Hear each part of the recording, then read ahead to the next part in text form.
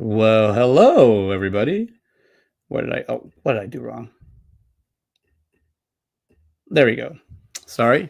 Now I was laughing because my brother was using my studio, and he was in here playing Madden, and I guess he had his Bluetooth connected to the subwoofer, whatever, the amp. So right now, before he started, I guess he played his music and it started blaring at me. So I was like, oh.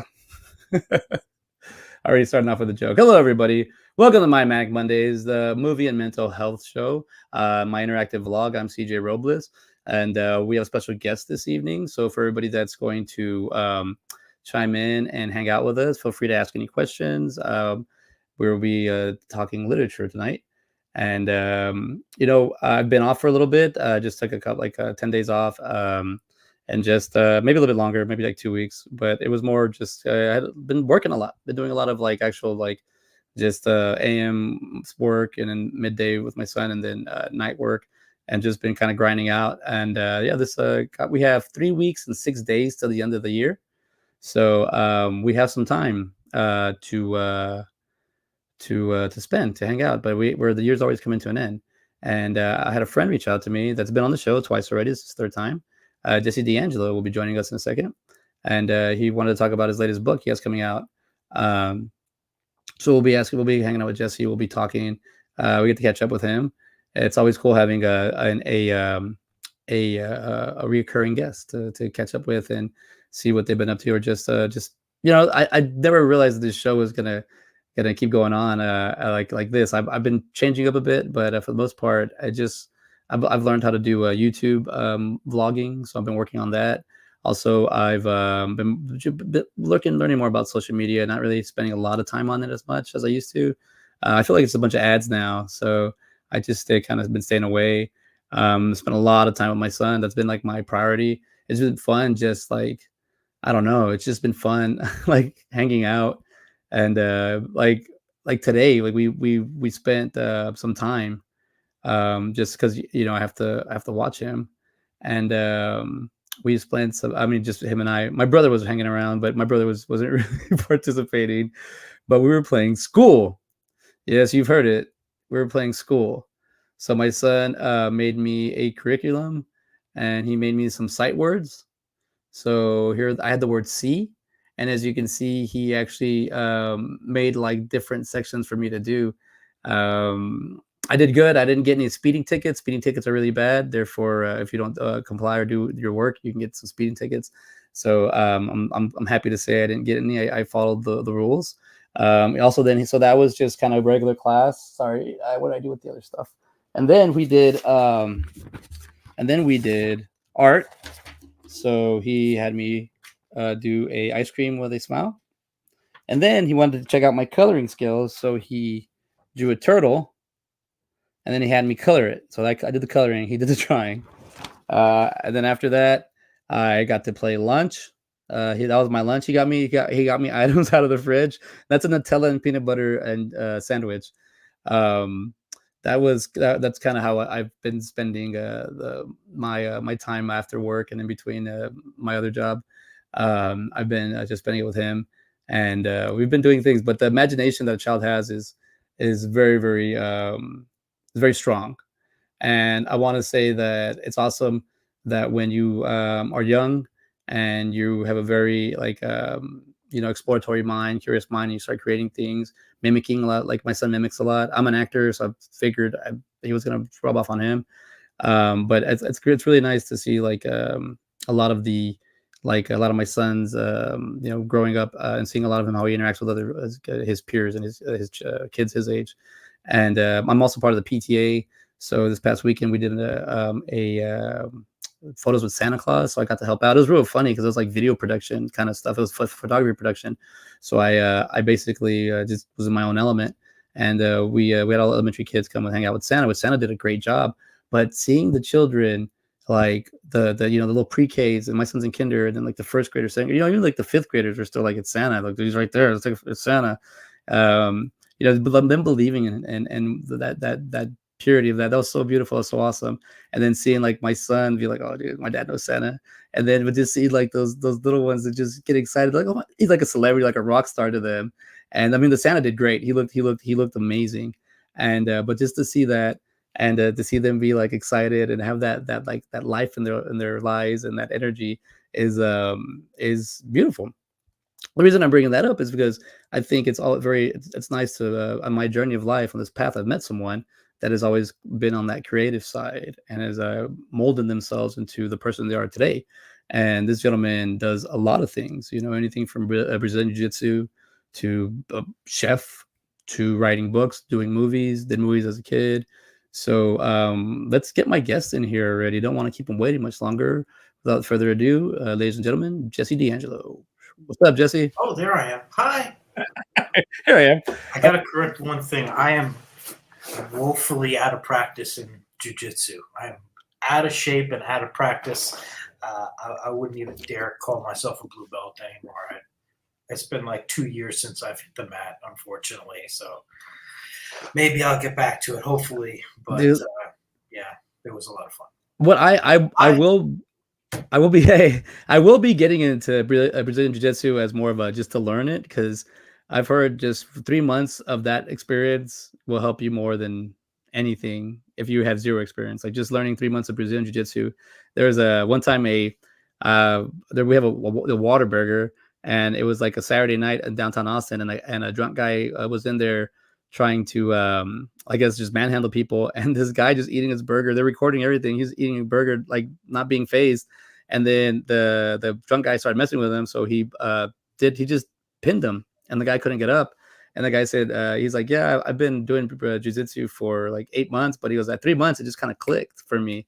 And then I started hearing that from other people, and I was like, oh, but that story was very intriguing to me, that if you need self-defense and someone's trying to get on top of you, just use your hips, turn them over. It sounds easier than done, but well, I mean, there's a lot of factors that go into it. Yeah, if you have 3 months of jiu-jitsu or 8 months, it's a lot better than not having any, but it's also a perishable skill. So if you train for 3 months and you feel like, oh, I've learned a lot, like I know what I'm doing now, you can't just not train anymore and still be a badass. It's like after a couple months, it's like any other skill, it's going to get rusty, you're going to forget, you're going to be out of shape. So it's like, yeah, it'll help, but really, if it's something that you like and self-defense is important to you and your body can take it, you have time and you have money and all those things come together, it's like, yeah, keep training, keep the knife sharp. I just don't have the time anymore, and I also have a problem with my neck, the vertebrae, and I'm not a big guy, and when I roll, there's a lot of big guys on the mat, and they get me in headlocks and stuff, and like, my neck will like flare up in pain for like several days for no reason now. I'm getting old. I'm about to turn 45, and it's like, yeah, I think I have the beginnings of arthritis, and I know it's like excuses, but really, it's like I'm 5'5". I don't need to be rolling with these big beasts. yeah, when I've got like a neck problem already. So it's like, I'll just carry a gun instead. there you go. So much easier. How long have you been doing it? Well, I haven't trained in like 2 years, but before that, I did it for 6 years. Oh wow! I was a blue belt. I think I was getting pretty close to being a purple belt, and then COVID hit, and I wasn't able to train for a while. And then I got a new job, and the schedule was like I'd never be able to make it to class. And then, just after all that, I'm thinking like, I'm old, my neck is fucked up, I don't have time. Like, I'd love to keep doing it, but I don't think it's happening anytime soon. Yeah, I heard you talking about with your son. I'm trying to keep my voice down because my son's in the other room, and I'm now like full-time stay-at-home dad. So other than like my writing and everything, thank God I have that. So I have some other purpose in life other than being the nanny, But right now I'm basically the nanny. So my wife works full-time and I'm at home with the baby right now. She's watching him, and I think I heard him fussing in there. He should be asleep right now. Oh yeah. Remember, if you have to step away, step away. I've already been there. So It's okay. She's on baby duty right oh, okay, now. okay. Yeah, no, it does. It like the understanding of co-parenting, like knowing like positions of just like the child just comes first kind of thing. When y'all can figure that out, it like, works so much easier. I've seen so many things. I have mine a little bit like I'm actually I've let me share a little bit. We've expanded. I'm in my backyard right now. I made a backyard studio.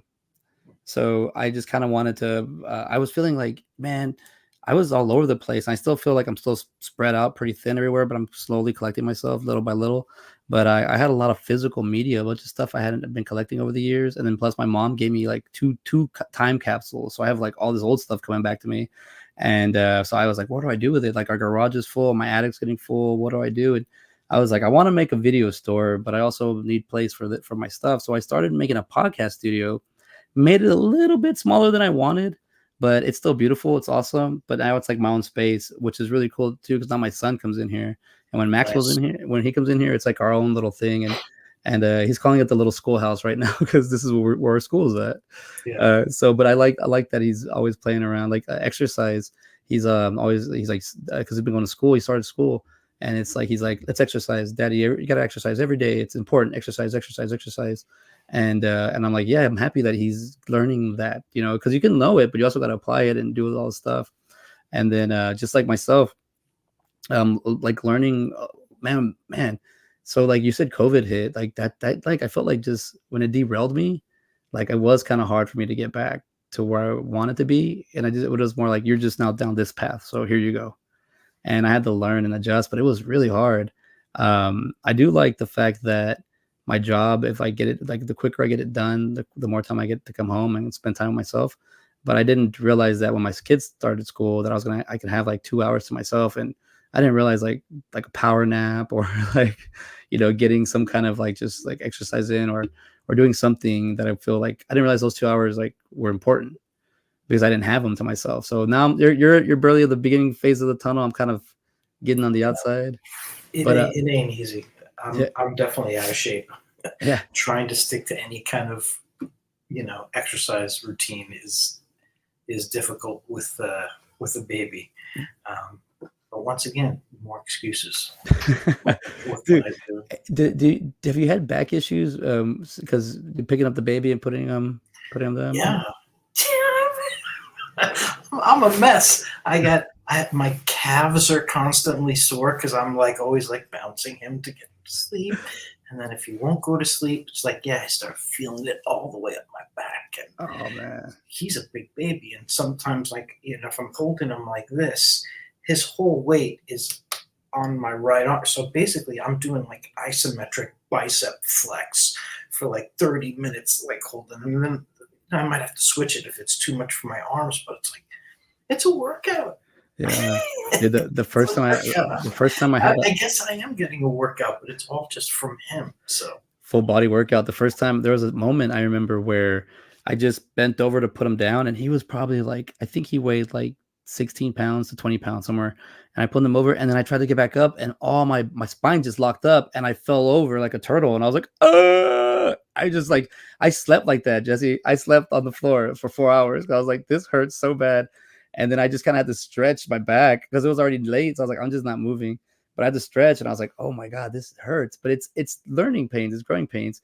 That yeah, I mean, I wish I would have spent more time riding when I had my son before he could move around. I was working. I took my son to work. He went to work with me for 7 months. From when he was 3 months till 10 months, I had a job where I was working at a warehouse. I was doing like I guess just admin work, and they're paying good money for the seasonal work. So I took it, and so I got to bring him with me. And it was good until he started walking. I was like, I don't want to keep him in this warehouse and he's gonna walk around. I don't want to do that. But it was meant because the guy had his kids grow up in there, so it was already protected. So it was like baby proof. The whole damn warehouse. It was insane. But I was just kind of like, I want to do other things. And writing was something I was starting to do more and more of. But then he started being more interactive. And it does bother me watching my son play by himself, and I'm over here trying to like think of something, and I'm like, nah, I'm gonna go join him. We can do duo things and tandem things. So I guess let's start talking about a book writing. now that you before we jump into your latest book, are you what do you call it? Have you started any new ideas? I mean, I know we already just got a new idea, but I mean, because you're at home now, is your brain kind of like picking up, like you're like, oh, what about this? What about this? Because I had a lot of that. I can't turn it off. It's like constant. So the one that I'm releasing now is the first part of a saga. It's at least going to be a trilogy.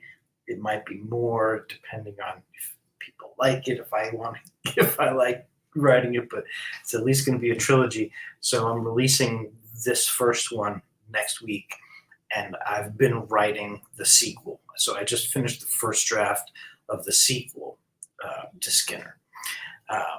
So yeah, I'm kind of like, when I finish writing the first draft, I'll put it aside for a couple of weeks. I send it to a few people to read, to get their opinions, but like I don't look at it for a couple of weeks. Just give myself a little bit of a break. And sometimes, like now, I just jumped into a short story because there was a story that has been on my mind for a while. That I've been thinking like maybe I'll put out another book of short stories. So maybe in between writing books, as like a palate cleanser or something.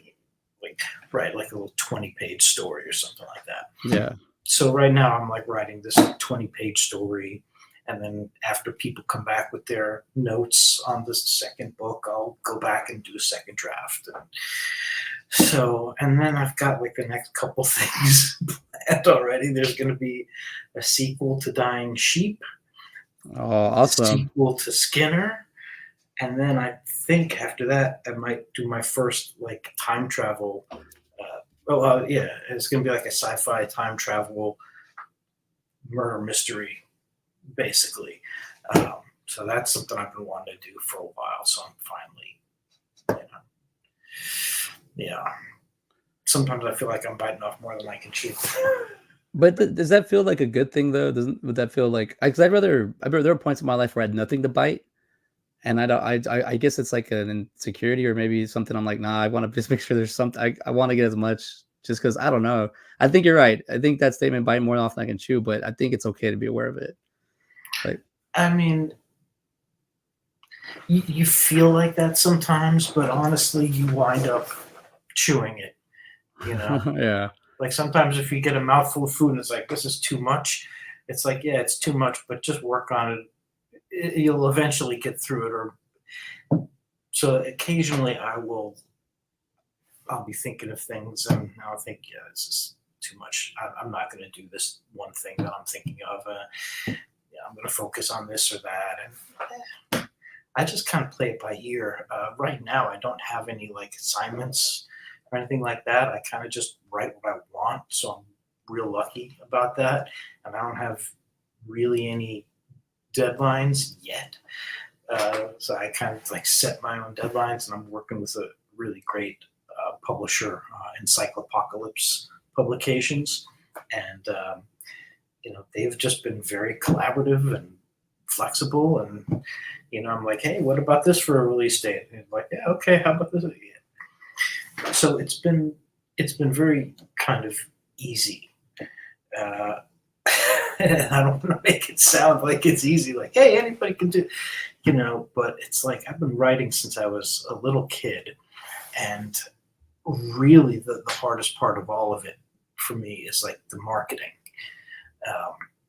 Because, it's like I spent my whole life drawing and writing and learning that craft, but really only the last couple of years trying to figure out internet marketing. So it's like, and there's all sorts of different opinions and advice people that give you, and there's certain online courses you can take and articles and this and that, and different philosophies about how you should market yourself, how you should self-promote and whatnot. And there's no like one tried and true way that you should do it. So it's kind of like, figure it out, see if you can make something work for yourself. Maybe you could use somebody else as an example and they could tell you what they did. Yeah. But that might not necessarily work for you. So it's like, I think a lot of writers and just creative people in general are going to say the same thing, that like marketing is like just the hardest thing for them, because there's not like a straight road that you can take that you know you're gonna get, unless you're like, with some huge marketing firm. Right? Yeah. They're spending a lot of money putting ads in magazines and on TV, and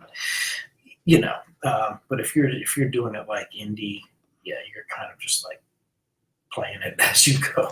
Yeah. As you go, You gotta like create your own following, which is a kind of something I never thought of. Like I don't like the whole influencer or celebrity aspect of things, but I do like, I guess, the popularity part, because I was Mr. Popular in high school. I actually got an award.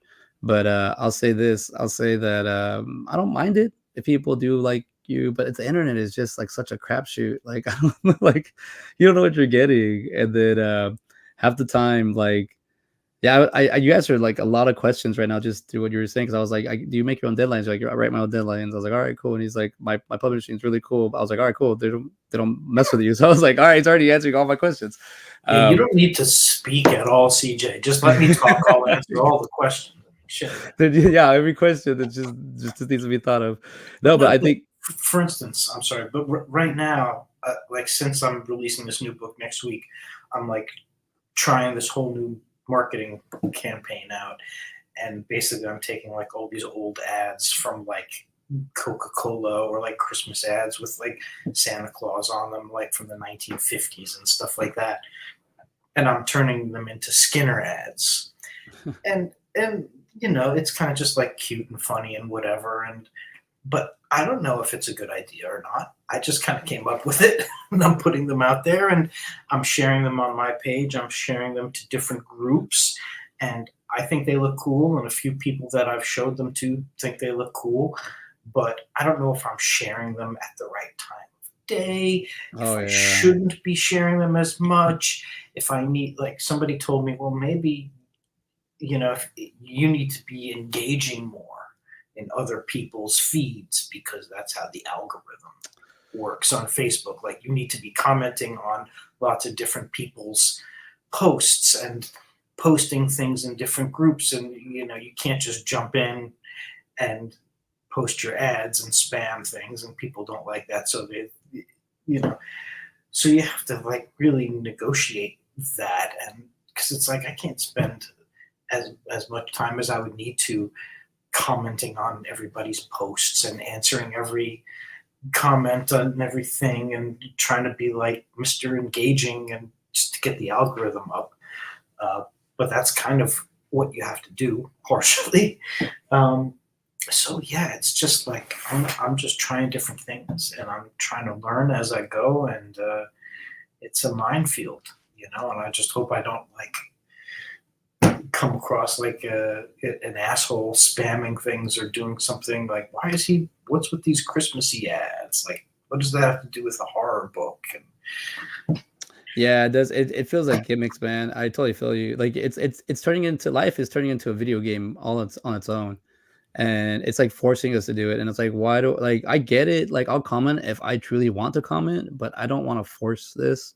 And I don't, but it's like, but I don't know. It's like, I don't even like believing in numbers anymore. Like they sold 33 million copies. I'm like, to who? And where are we getting these records? I like everything. I'm just like, okay, whatever. They're the best people, sure. Like it doesn't really like make me jaded or have a like a bitter taste, but it's just like, okay, I've been spoon fed this way too much. Like I'm just gonna make my own decisions, and if what I like nobody likes, and maybe 100 years from now maybe somebody likes it, then great. But I guess you got to try. I think like even like Christmas ads for Skinner, like if you're having fun with it, like go. I say just do it. Like I say if you're as long as you're enjoying it, and somebody's like, if you do this, it'll help you out. It's the point where you're like just there, and you're like, why the fuck am I like wasting 2 hours of my day for something right. that I don't even want to do? But if I'm there, like, oh, I can do this and I can say that, and this is simple, I'll do it. But yeah, I've had to learn to meet certain people that were perfectionists that had to tell me that I'm too hard on myself, that I just gotta let things go, and then just throw them out there. And if people like them, they like them. They don't, they don't. But who cares? Just throw it. I'm like, I have a similar problem about being a perfectionist, but thing about being a perfectionist is like at a certain point you have to realize it's never going to be perfect, so you can't really be a perfectionist. You got to learn to just give up at a certain point. You got to learn to be able to say that's good enough. You know, it's where it's going to be, and that's fine. You know, it doesn't have to be Yeah. completely perfect. Just get it as close as you can get within reason. You know, um, Well, let's so talk. yeah, I feel you on that. Yeah, and when you're creating these worlds like Skinner, like is it just? I mean, it's Skinwalker story. Yeah, Are my version. Yeah, but okay, that's what I gotta ask. It's your version though, so there's no rules or limitations. So it's whatever you. So when you're Yeah, going through that, where are you like really like finding that inspiration to write that? a lot of places. So there's different monsters in the Skinner universe. The main character is a werecat. He's a Black Panther, and there are werewolves and different kinds of werecats. There's a were snake, a were hyena. You know, basically the idea is if you get bitten by a werewolf, you don't necessarily turn into a werewolf. You will turn into whatever your spirit animal is. Okay. So there's going to be a lot of different kinds of spirit animals and a lot of different, you know, monsters fighting. Some are good guys, some are bad guys, and all that kind of thing. So I mean, I got a lot of inspiration from watching werewolf movies growing up. But there's also another couple movies. There's Cat People, Yeah. the newer version from the '80s, and then there's Sleepwalkers, Stephen King Yeah. Sleepwalkers. Uh, both of them are about werecats. Both of them are movies I like a lot, but they're also really like flawed movies. Yeah. And when I watch them, I'm just kind of like they're so close to being so good. Like they each have, you know, but there's so few kind of werecat things. And I was like, I love werewolves, but like, let me do something like with the protagonist as a werecat. And so I, you know, kind of went in that direction. And then I thought, well, I love like James Bond, Jason Bourne, John Wick, like that kind of thing. Like I love action, I love horror. So you know, if I can combine that, make a character who's, you know, a werecat, you know, and that there's this world where there are these kind of underground monsters, not monsters, but the creatures, skinwalkers. Yeah. And I have to say, people are going to laugh or they're going to call me a hack saying this, but like you get inspiration from like everything. Um, Something that was inspiring was the Twilight series, actually. Uh, and I read the books because when those movies first started coming out, I had this one girlfriend who was really into the movies. Yeah. So I bought her all of the Twilight books because I was like, oh, it's going to be like a year till the next Twilight movie comes out. So here's the books so you could get caught up. And of course, she never read them. They just kind of sat there. And finally, one day, I was like, oh, well, let me see what it's about. Let me read it. Let's see if it's total crap like everybody says. So I read the first Twilight book, and I was like, it's not great, you know, but it's like it's got something. It makes you want to turn the pages, and it makes me want to see what happens next. So okay, I'll pick up the second book, and I read through all of them. And All the Twilight books. yeah, and look, it's not great literature. It's not great writing.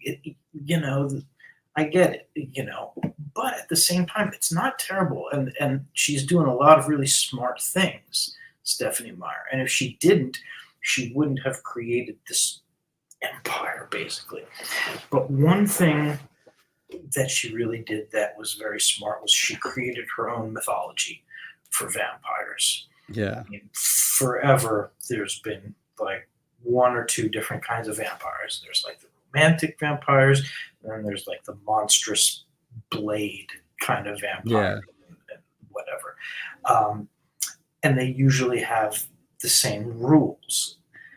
But if you look at vampire fiction, movies, books, um, the rules do change. Like sometimes it's like holy water works, but garlic doesn't work.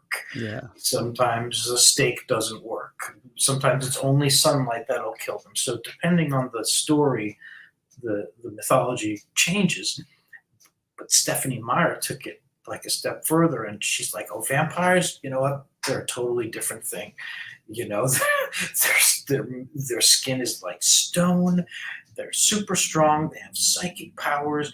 You can't kill them with a stake, garlic, sunlight, nothing. You have to like tear them apart and burn them. That's the only way that you can kill them. And it's like I that was inspiring to just say like, you can just make this is fantasy. You can make your own rules around this. You don't have to tell a vampire story and stick to any one kind of lore. And so when I was doing this, I was like, I don't have to tell a traditional werewolf story or werecat story, and I'm calling this Skinner, the characters, they're skinwalkers, but they're not the kind of skinwalkers that, like, if you look up online what a skinwalker is, like, it'll show you that it's some kind of ancient, legendary kind of witch, a mythical like witch that and that they're like evil demons or this and that. But for me, I was like, no, I'm going to make up my own mythology, like skinwalkers. They call themselves Skinners for short, and it's basically like they've got this innate. Everyone has this innate power within them. Each person has their own animal spirit. But if you're a Skinner, you can actually like access that spirit and transform, right? And there's all sorts of different animals people can become depending on what their thing is. So, and it opens up, and some of them have like different psychic powers. So it opens up like all kinds of different possibilities. Where there's like, the second one, there's like a crocodile. There's like man who turns into like a hawk man. Oh shit. Yeah, there's like all kinds of cool different characters, and not just Skinners, but different kinds of mythological characters and demons and things that can come into this universe for our hero to fight. So it's kind of like opening up the box. Like the first book, this whole story is pretty like epic. Yeah. The first book is like big and action packed, but really the second one takes it up even further, and it's gonna amp up further and further and just be like, huge. That's one nice thing about books is you're not limited by budget. Yeah. You have $200 million to spend on some big thing. Whatever is in your mind, you could put in those pages. So I'm like, I'm going to tell the most epic, badass monster story that I possibly can. So that's what I did. Yeah, but your books come out like action movies, so like that's the idea. That's pretty cool. I want people to read and feel like they're watching an action movie or a horror movie rather than sitting and reading a book. Like, yeah, you start like, I love the way you start. You start fast and hard to the point, and you're in the paint the whole time. I'm like, shit, this is awesome. Like, you just, here you go. That's I first of all, with the Twilight thing, I got like convinced by my cousin that I needed to buy the book. And she said, it's selling off the shelves. You haven't heard about it? Twilight. It's a vampire. But you like vampires. Don't you like vampires? This is about that. It's a vampire and there's a werewolf in it. And I was like, I don't know. It's like, isn't there any girls in it or what? And she was like, just go get it. And then I went to like, we had this conversation like a couple days past. I was in San Antonio. I was driving around, and I went to a Barnes and Nobles, and they didn't have it. And I was like, oh wow. And they had all this, like, now I saw the signs and all the advertising. So I was like, all right, whatever. Then I went to Half Price Books. They didn't have it. Went to another place. They didn't have it. I was like, oh my God, this book must be awesome. A vampire book. This book has to be the shit. So I went around, and then I was at another, I don't remember if it was the Barnes and Nobles, one of those. And I was waiting. I asked them, and the person was checking it out. And as I was checking it out, somebody came to return it, to resell it. And then they go, do you want it? You'd be up next in line. And I go, from who? And there's like 3 people behind me that they go, we'll buy it if you don't want it. And I was like, nah, I'll take it. I guess this book is so freaking cool. So I got the book and I started reading it. And it wasn't until like, I guess I got a good third of it in, and I was like, I called my cousin and I was like, hey, and I was like talking to her, and I go, hey, is this really a vampire book? Like, is this really? It's like, keep getting it. Gets good. It gets good. So I started reading the whole damn thing, and I was just like, what is this? This is a love story. What's going on? And then top it up, I finished the book, And then they said, "Hey, the movie's out." She goes, "We got to go watch it." I go, "All right, fine. Let's go watch the damn movie." And then we go and I watch it. I was like, "Oh, this is a chick flick." Like, but I knew when we got there an hour and a half early, and I realized I was like, "Dude, it's just like me, a bunch of girls, these gay dudes. Man, this is crazy." It's like it's just. So when I went to go watch Hunger Games, I kind of knew that was gonna happen when I saw that I was in line again, and it was the same like Twilight vibe. And then I saw Hunger Games, and I was like, I get it. I get it. I'm in their world. I get it.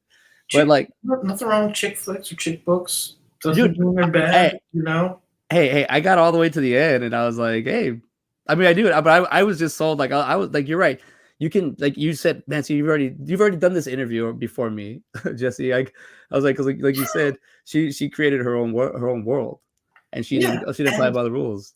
and she did some things very smart. She has a lot of different characters, a lot of different kind of plots. Everybody, it's like a soap opera.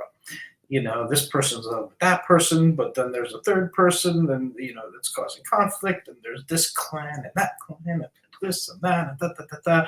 And she created these characters that resonated, and made sure a lot of it was like right place, right time, word of mouth. You know, stars being in the right alignment, but you got to give her some credit. Like she did a good job, and she created her own kind of mythos around that. How many books are there, by the way? Twilight? Yeah, like Um, 7 or 8. no, there's like, well, there's like, am I? Eclipse. Yeah, so there's like 4 books, but the last 2 are like part 1 and part 2. Okay. I think so. Breaking Dawn is like part 1, part 2.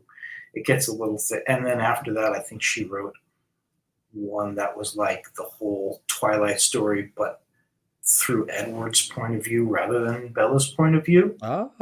And then I think she wrote some other spin-off. You know, I'm not interested in reading any of that. I was like, oh, Twilight's this cultural phenomenon. Like, let's see what it's about. What's the appeal? And it's like, there's got to be an appeal. And if you stop making fun of it for like, oh, sparkly vampires, it's so lame. It's like, just look at it for what it is. First of all, don't look at it as a vampire movie. Yeah. It's not. They use the word vampire. They're not vampires. It's more like a superhero teen love story, really. If you think of it like that, you know, because it's not Near Dark. It's not The Lost Boys. It's not 28 Days of... Wait, no. What's the... But 28 days later? 30 Days of Night. Oh, 30 days a night, yeah. Yeah, I'm getting tired of this. Is past my bedtime. Yeah, it's past your bedtime, I'm on man. my baby schedule, but it's not one of those like it's not Blade. You don't have to down thing. It's a different kind of thing. It's not for that audience. It's something else. So, you know, for instance, like in Skinner, there's a lot of transformations into these like werewolves, werecats, and whatnot. But it's not the kind of American Werewolf in London, like bones cracking and sinew stretching and all of that painful sort of thing. It's like a magical sort of thing where like one body transfers into a different dimension while the other body transfers into our dimension. So it's like this like mystical transformation sort of thing. Because it's as much like a superhero story as it is horror story, and I'm trying to balance all of that. So there's like romance, horror, action, kind of superheroes and supervillain sort of vibe. So and you know, and this is the special edition. So, but before I go, because I do feel myself fading. Yeah, I got you. So the special edition, I put this book out in 2021. I wasn't entirely happy with the final result, and reading through it, I found some typos, and you know, I always wanted to have art in it and have like a nice foreword and introduction. So doing this special edition, I did 25 pages of new art. I got a foreword by Jeff Strand, which I'm really excited about. I wrote a new introduction, and I'm also putting one chapter from the next book called Blackbird's Dance. That's the That's sequel. So I'm awesome. putting a chapter of that in that. So that's basically that's what we came up with this. That's the special edition. It's got cool stuff in it, and it's a big, epic, rip roaring good time. Damn All it! right. So everybody go and buy it. That should just be everyone's Christmas present that they get. Everyone, Mom, here you go, Skinner. Skinner. Here, little Jimmy, Skinner. You know, just fucking get everybody Skinner. Yeah. You got a problem with that? I mean, I think it's awesome. Also, I mean, I gotta let you go, but I've been wanting to do a creature feature, so it's like finding the inspiration to figure out. But and it's also it sucks because sometimes it's like I'm doing the story and then I want to do an original creature, but I'm like I gotta kind of have to like pick one or the other. I can't do both originals. I mean, I'm stuck there doing like an original story with an original creature. Where My I'm kind of advice is execution is always more important than originality. 'Cause there's very few truly original ideas. yeah. You're going to write something that, as original as you think it is, it's going to be like something else that you didn't even think about. Someone's going to say, "Oh, so it's like that." Yeah. You know, best thing to do is focus on originality of execution Okay. rather than originality of concept. You know, Holy shit, that makes sense. You're right. Focus. because like, Yeah. let's say you want to write a monster story, you're gonna whip yourself going crazy. Like, I gotta come up with a new monster. I've got to come up with like an original monster that no one's seen, or it's like totally different. And like, you're not gonna come up with something new that no one's seen, or you might come up with something, but it'd be like completely absurd, or it, you know, it's much more interesting to just pick some kind of monster, but just tell that story in a new way, a fresh way. Have your Yeah. own take on it. Tell a vampire story. Tell a zombie story. Tell like a human killer story or psychological thriller. You don't have to reinvent the wheel. Just tell a good story, but telling it in your own original way, and that's what makes things original in a good Okay. way. That I had to hear that. Thank you so much for sharing that with me because I had to hear it. You're right. Focus on the execution, not really the original. Yeah, that dude, that makes a lot of sense. Appreciate it. Wow. Originality of execution, not originality of concept. I mean, if you have an original concept, that's great, but don't kill yourself trying to like, oh, Yeah, it's got to be an original idea. I got you. How about if you get the chance? I don't know if you've already seen this. I know you're a big Stallone guy. I finished watching his documentary on Netflix called Sly. Hmm, I It, haven't seen it. oh man, I was like, it's amazing. It's a great story. I already know his story, but then hearing it like this angle and then the way he told it, and I was like, had to do the math. I was like, this dude is 77. He's still making action movies. Like, this is amazing that you get the longevity. Just don't stop, keep going. And I hope to meet him one day. He's one of my idols. So uh, yeah, he's awesome. yeah, I totally. And another movie I saw recently that I hadn't seen in a very long time. I thought it came out like in '94. It came out in 1991. Hook, Robin Williams, Dustin Hoffman, Julia Roberts. Dude, I broke. I broke multiple times that movie. I just started crying, and it's such a different twist because I know the story of Peter Pan, and then when you know the story going in, it's kind of not. It's kind of Peter Pan story, kind of not. But now being a father and seeing how valuable time is, and just like but that's my greediness is I try to just spend as much time with my son because he's little and I want to just see him. He's gonna grow up and then he's gonna I got my brother that's 21 with me and I was around him since he was a baby and now he's already 21. I'm like, got this man hanging out with me. It's like, it only took 21 years. That's nothing. So, I'm like, I'm looking at my son and I'm like, I just don't want to give this moments up. So I'm kind of like hoarding those gems for myself because once they're gone, they're gone. So Well, thanks for scaring me. I give you a heads up. Well, the thing is, my cousin gave me some really good advice, or not advice. He said something, and I was like, oh, because my son's like a year or two older, and he said, I wish I would have had a heads up when my daughter would have stopped doing her little cute quirks, because there's things that they do that only they do, and you don't know why they do it, but then they stop doing it. So whatever it is you find with your kid at the time, just just enjoy it. It's fun, dude. I love it. It's fun that you get to do that too, and you get to write, and eventually you get to show him how to do it, and you'll be talking about like combined stories. I don't know. It's so cool. What do you call it? Just being a dad. I enjoy it. Speaking of being a dad, I hear No. him fussing in the. I think my wife is struggling to get him to sleep, and I hope I'm not part of the problem. So let me go. I'll let you go, Jesse. Thank you so much for coming by. We'll do some ads for your book. We'll see. We'll get people to see Skinner because we got 2 more books coming out on it. So Awesome. Thank you, CJ. no problem. I'll see you later, Jesse. Oh, sorry. All right. Thank you, Jesse. Yeah, dude. Thank you, everybody, for hanging out with the long. That's Jesse D'Angelo. He's got his book out right now. Oh, it's gonna come out soon, next week, called Skinner. Jesse D'Angelo's version of Skinwalkers. Skin Christopher Watt. No, I'm not gonna do it. Yeah, but I think I put the Amazon link at the bottom of the comments. If not, I'll post about it later. But yeah, like I was saying, I watched a few movies. I saw Hook. Man, that movie broke me. 2 hours 20 minutes. I could have swore I saw it at the theater. I know I saw it on VHS. But that movie came out when I was in first grade. That movie was amazing. I don't know. We should talk about it maybe a little bit. I got a few minutes to spare. Let's see. Oh yeah. So for those viewers that are now in, my son and I, we today for imagination time, he made me go to school. So he gave me like homework. If you look in the top left corner, that looks like a little jack-o'-lantern kind of thing. That's a shark. It's the face of a shark. He's been getting really good at drawing. I mean, look at this kid. Look, this is his drawing. He drew a turtle, then he had me color it. So that's my coloring. Did some pretty good job there. But then I did this one.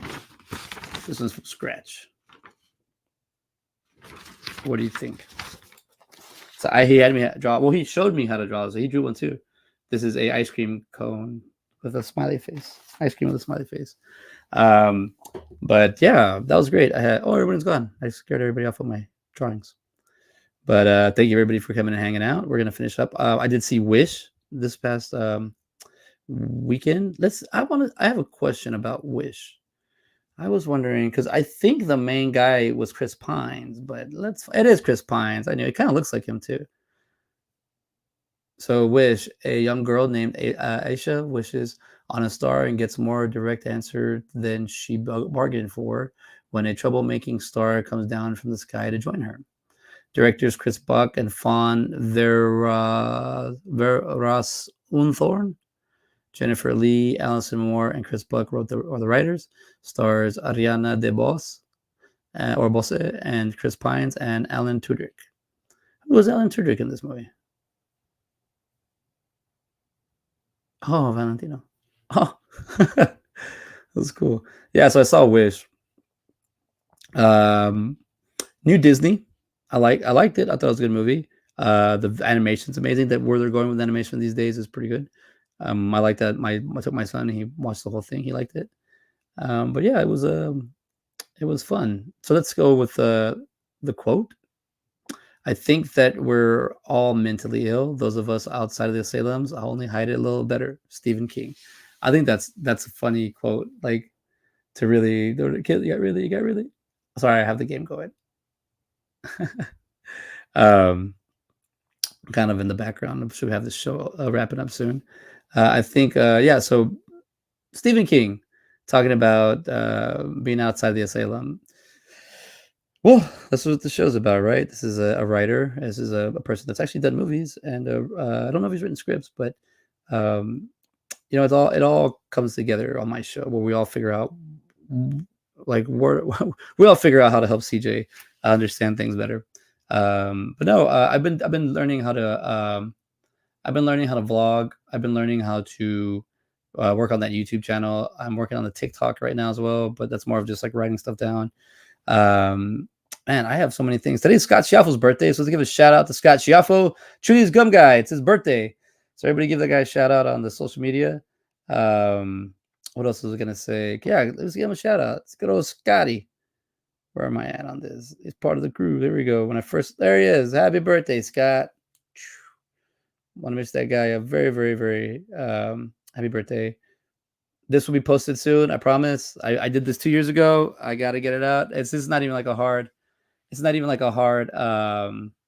What do you call it? Edit. It's just gonna be a straight edit. Conversation, video, conversation, video, conversation, video. You know what I mean? Like I'll be having fun with it, but not too much on the editing. We're just gonna get straight edit. I got a few interviews I gotta keep going. I'm sorry, people. I've been working, spend time with my son, but I'm looking forward to getting this interview out. But hey, happy birthday, Uncle Scott Chiaffo. Okay, yeah, I'm about done. I think we've been done. Yeah, I've been posting on Instagram, so you've been seeing some videos of me and my brother and my son.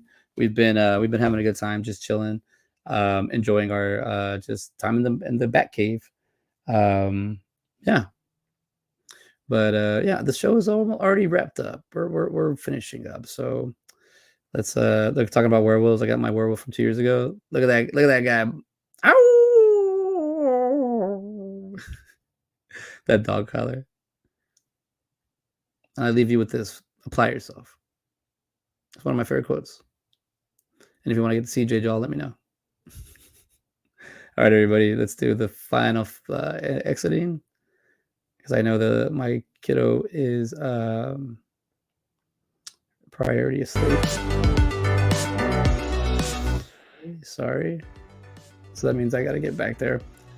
He's already, it's late, so he's asleep. So just watching this football game. It was an early show. I like the early. Maybe we should do 8:30 from now on. We'll figure it out. We'll do a new year. We got new things going. Episode 78. I didn't realize I was getting this far into this thing. You can understand so much, but you got to apply yourself. And yeah, well, thank you everybody for hanging out with me and Jesse tonight. Don't forget to look for Skinner. I'll be posting about it, so look forward to it. And if you have, he has it set up where you can like read the book and you can leave reviews. And so give it a shot. All right, everybody, have a good night. I will see you next week. Follow me on Instagram, TikTok, I don't know, Facebook, I guess. I'm just kind of focused. It's too many. Like Jesse was saying, it's turning into its own thing, and I don't really want to play part of this game, but you got to play it. So let's work on it. All right. Bye, everyone. You have a good night. See you next week.